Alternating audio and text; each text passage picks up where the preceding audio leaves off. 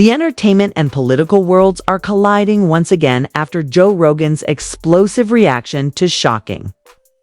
New information about Charlie Kirk's widow, Erika Kirk, surfaced online. What began as quiet whispers on social media has now erupted into a full-scale frenzy. With Rogan stepping in to give his unfiltered take, and fans can't stop talking about it. Known for his sharp instincts and refusal to sugarcoat, Rogan didn't hold back this time. During a recent podcast segment, he addressed the newly uncovered details surrounding Erika's recent public moves, her evolving image, and the growing divide between her and Charlie's former allies. His words were blunt, his tone intense, and within minutes, clips from the episode were everywhere. According to sources close to the show, Rogan wasn't just reacting, he was dissecting. He questioned motives, timing, and what these revelations might mean for the legacy of Charlie Kirk and the movement he built. The comments left listeners divided. Some praised Rogan for exposing what others were afraid to say, while others accused him of reigniting pain for a woman still living under the weight of tragedy and power. The internet is on fire with speculation about what Rogan really knows and why he decided to speak now. One thing's certain. This isn't just another gossip cycle. This is about influence, truth, and a woman whose story refuses to fade quietly into the background. The episode began like any other, Joe Rogan, sitting across from a guest, trading casual conversation about current events, pop culture, and politics. But when the topic of Charlie Kirk's widow, Erika Kirk, came up, the tone in the studio shifted. Rogan leaned forward, his expression tightening, as he addressed the new information making waves online. It wasn't gossip this time.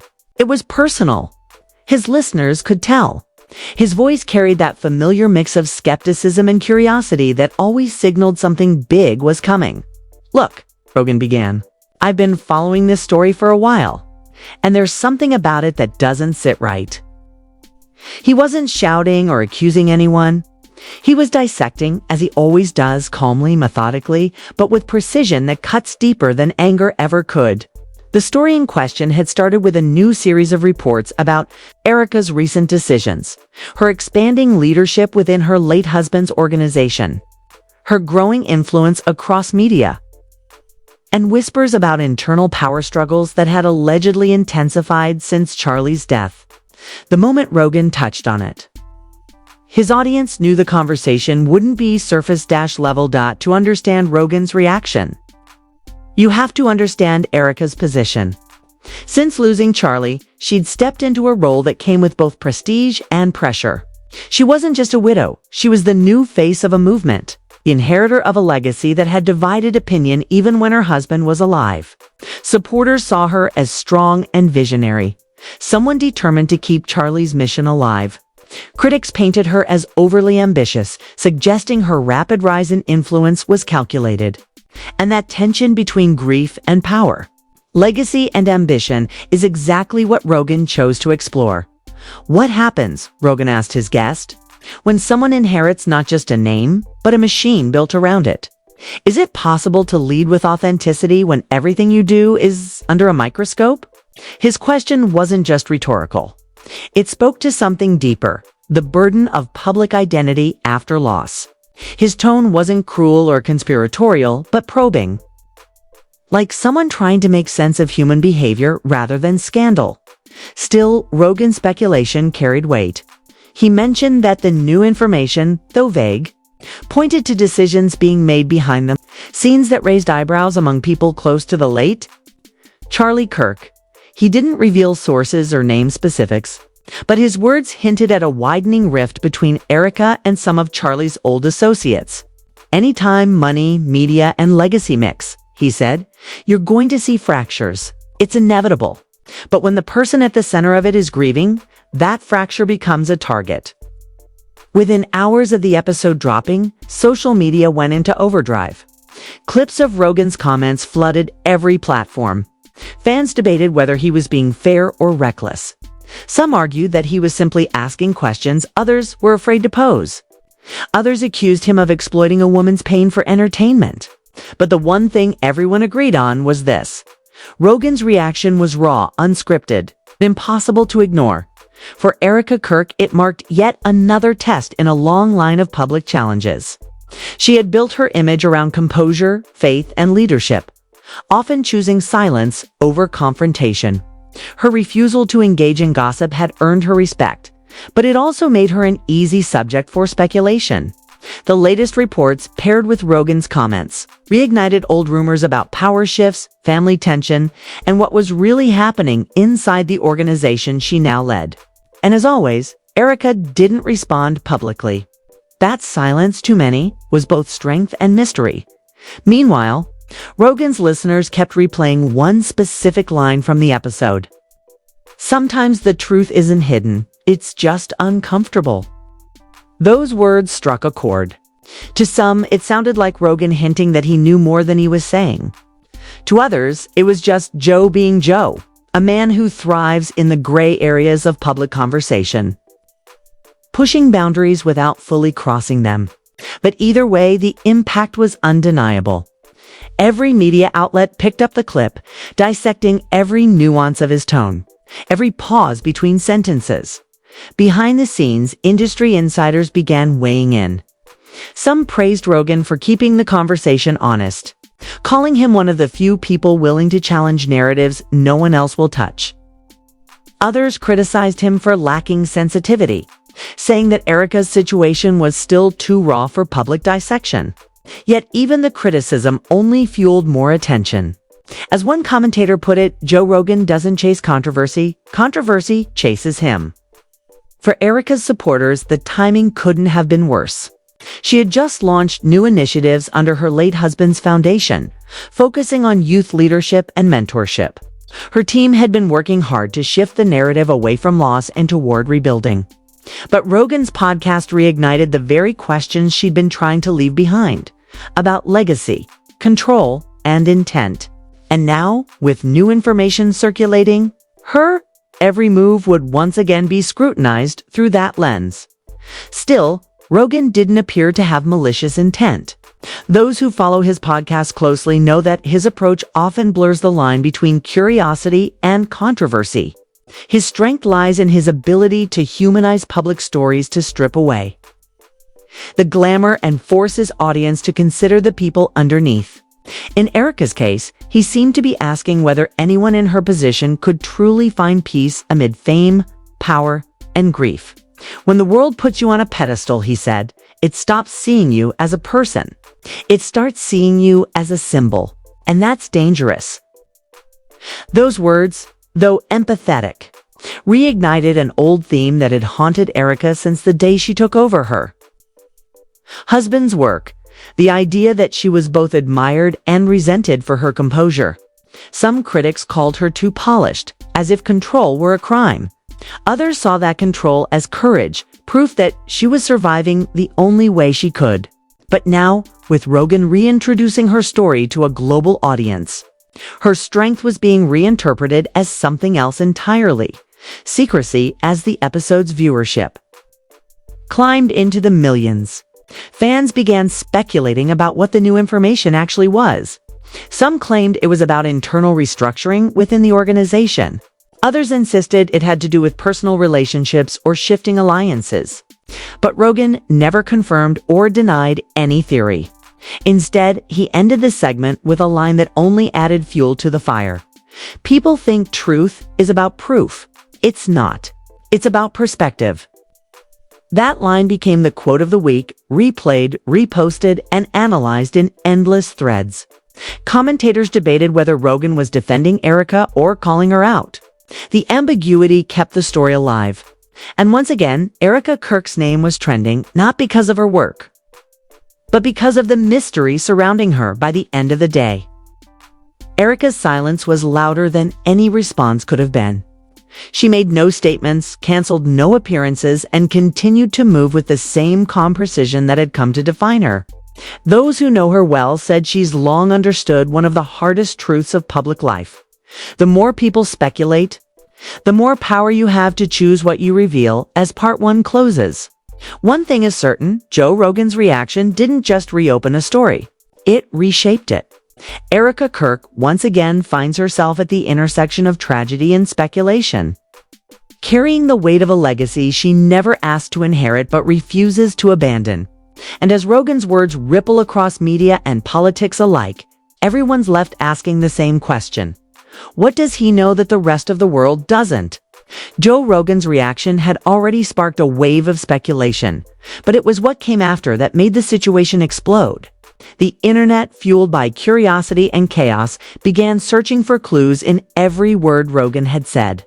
Commentators rewound clips, analyzed pauses, and debated whether his tone suggested genuine concern or subtle accusation. It wasn't just a conversation anymore, it was a digital investigation, and Erika Kirk was at the center of it.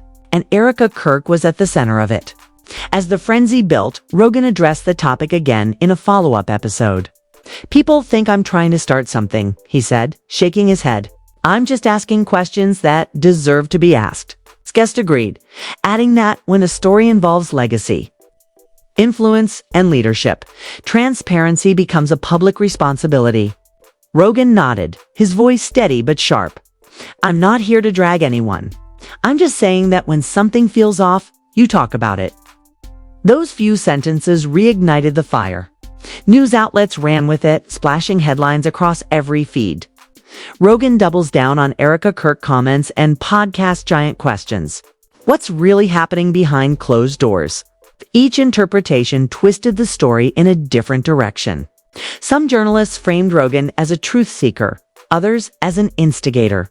Either way, the conversation kept growing. Erika, meanwhile, stayed silent. She continued her public schedule, attending events, posting motivational clips, and speaking at youth conferences. Her composure was unshakable, but people noticed small changes.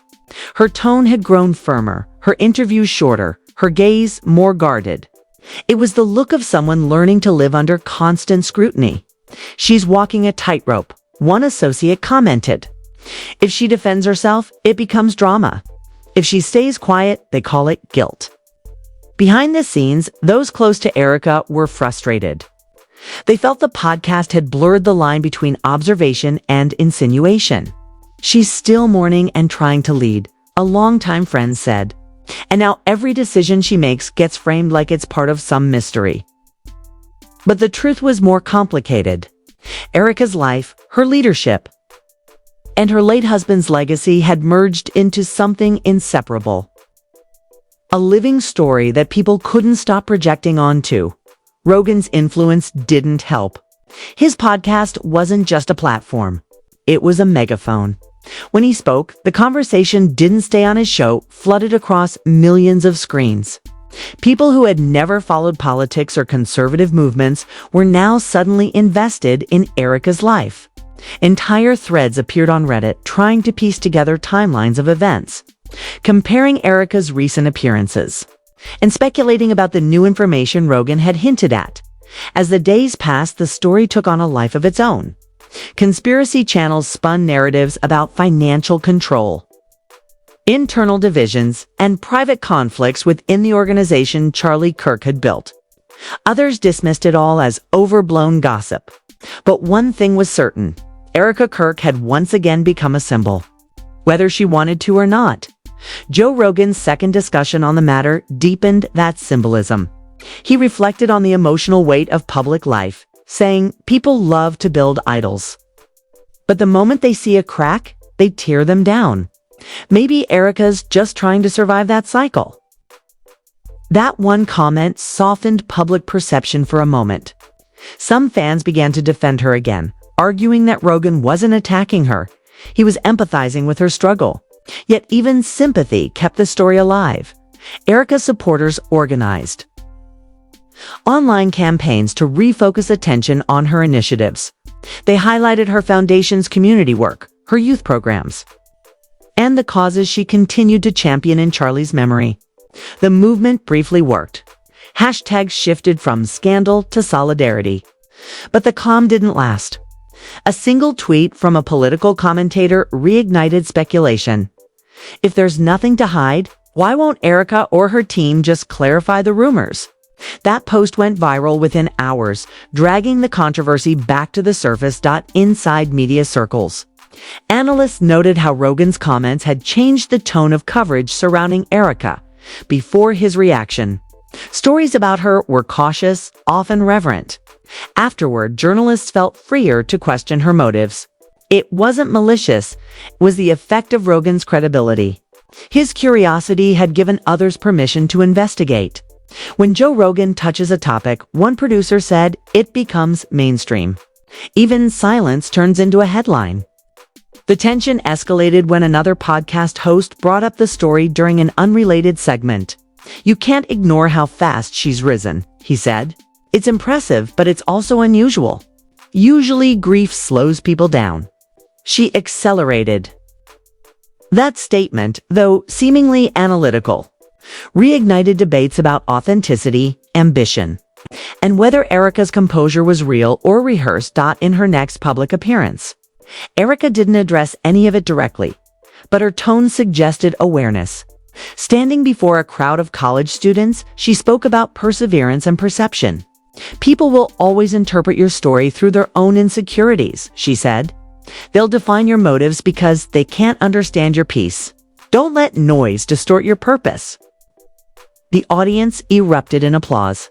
Her words were personal yet universal and instantly viral. Those remarks shifted the balance again. Supporters hailed her as a symbol of resilience. Critics argued she was playing the victim. But one undeniable truth emerged. Erika Kirk had mastered the art of control in chaos. She didn't fight narratives. She redirected them. Every attack became another platform for her to speak about strength. Every rumor became an opportunity for her to demonstrate composure. Meanwhile, Rogan's influence continued to linger. His remarks had created a ripple effect across talk shows and YouTube channels. Even after he moved on to other topics, others kept the fire burning, citing him as the spark that made them take a closer look. Some insiders joked that Erika's situation had become a Rogan effect case study, proof that a single unscripted reaction could reshape an entire public image overnight. Behind closed doors, Erika's team focused on stabilizing her brand. They adjusted her messaging, tightened her appearances, and began filtering interviews through trusted outlets only. "It's not about hiding," one strategist said. "It's about controlling the tone." The approach worked. Over time, the focus began shifting away from rumors toward Erika's actual work, her outreach programs, speeches, and mentorship initiatives. Still, the whispers never completely disappeared. Rogan, too, seemed aware of the weight his comments carried. Weeks later, he briefly acknowledged the ongoing frenzy during another discussion.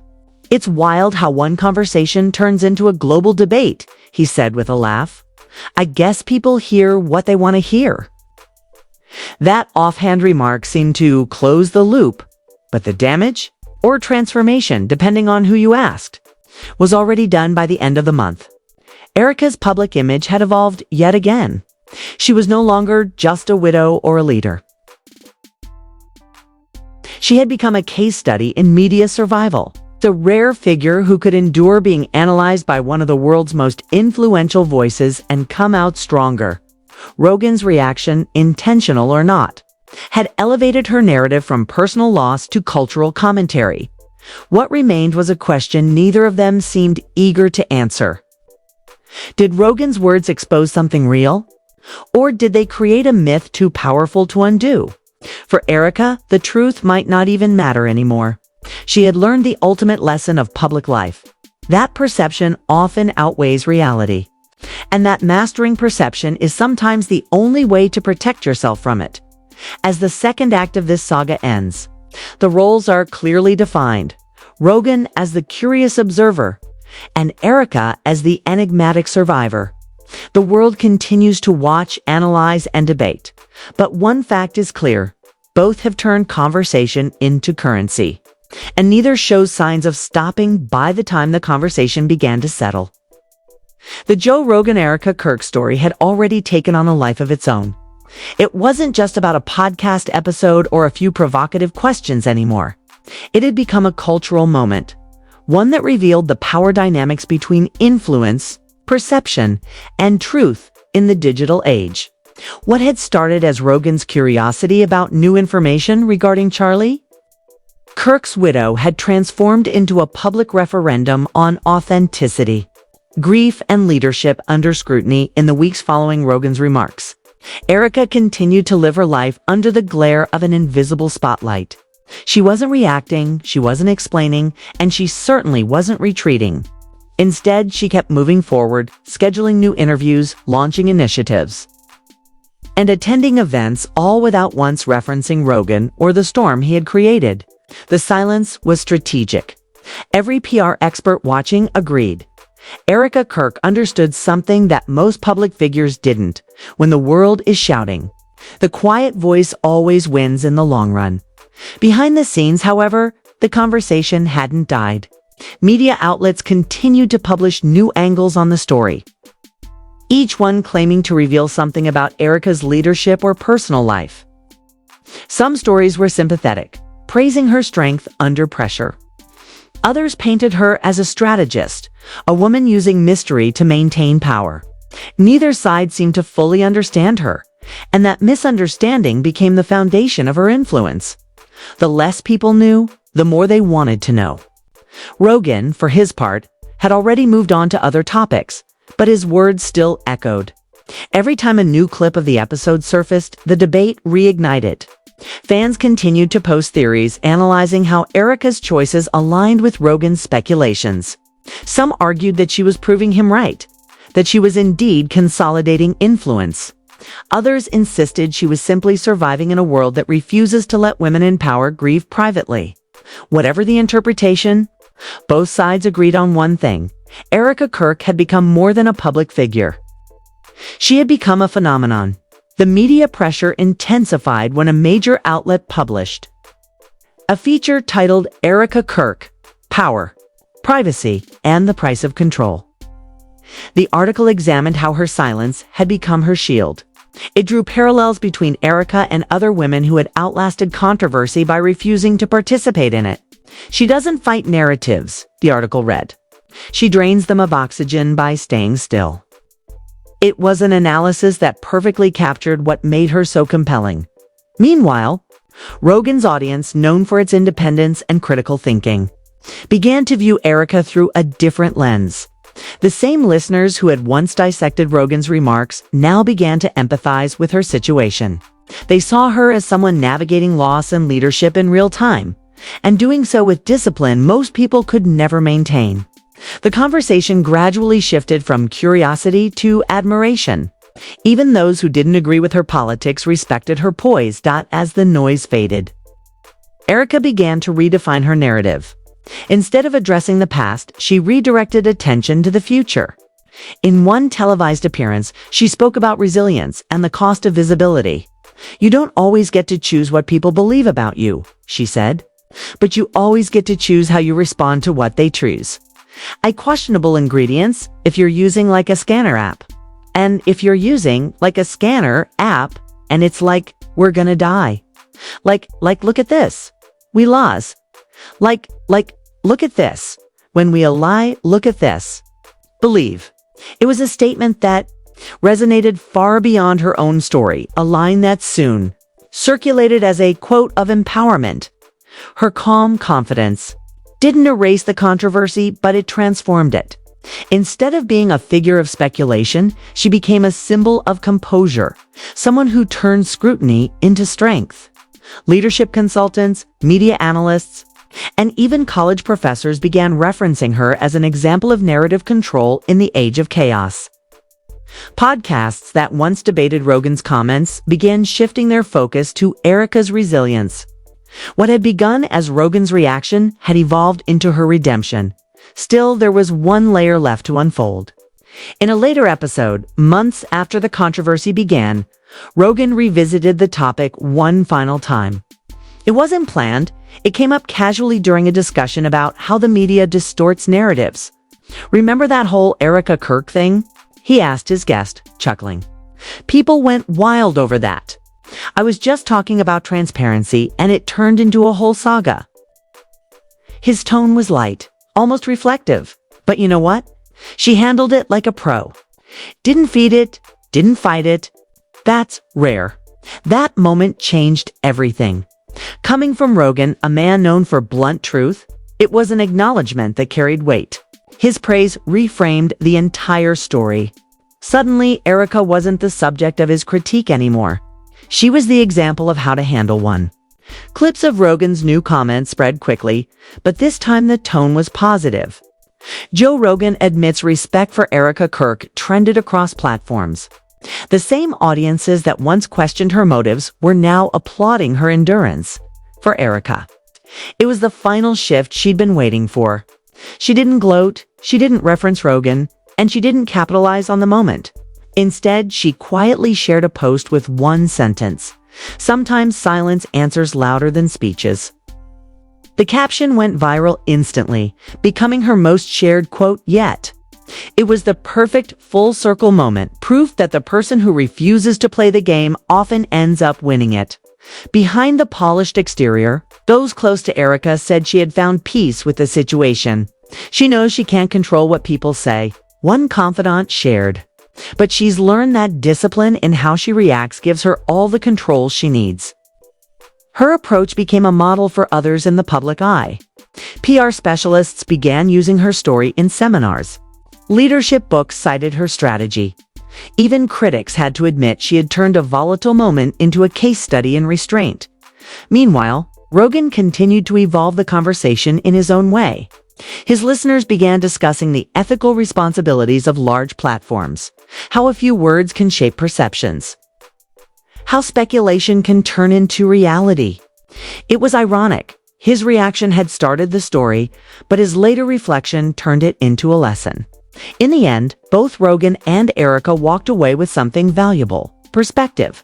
For Rogan, it reinforced why he remains one of the most influential voices in media. He's unfiltered, but introspective enough to acknowledge when a conversation becomes bigger than expected. For Erika, it cemented her place as a master of modern influence. Someone who could endure storms without ever raising her voice.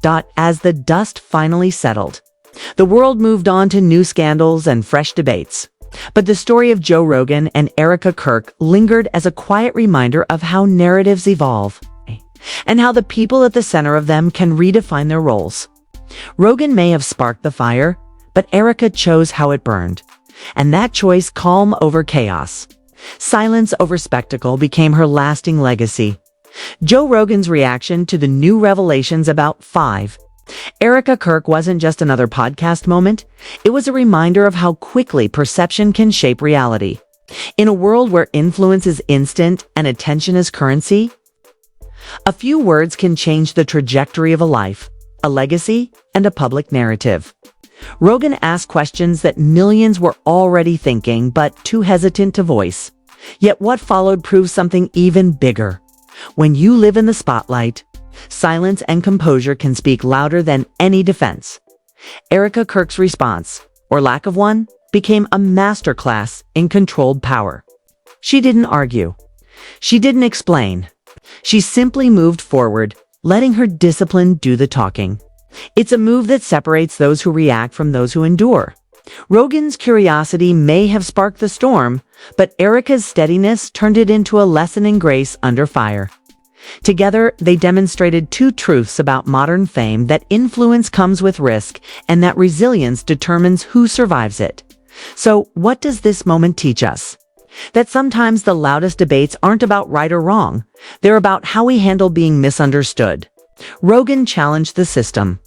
Erika mastered it. And in their intersection, we saw what happens when conversation collides with character. The world may move on to the next headline, but this story will remain a benchmark for what strength looks like in an era of speculation.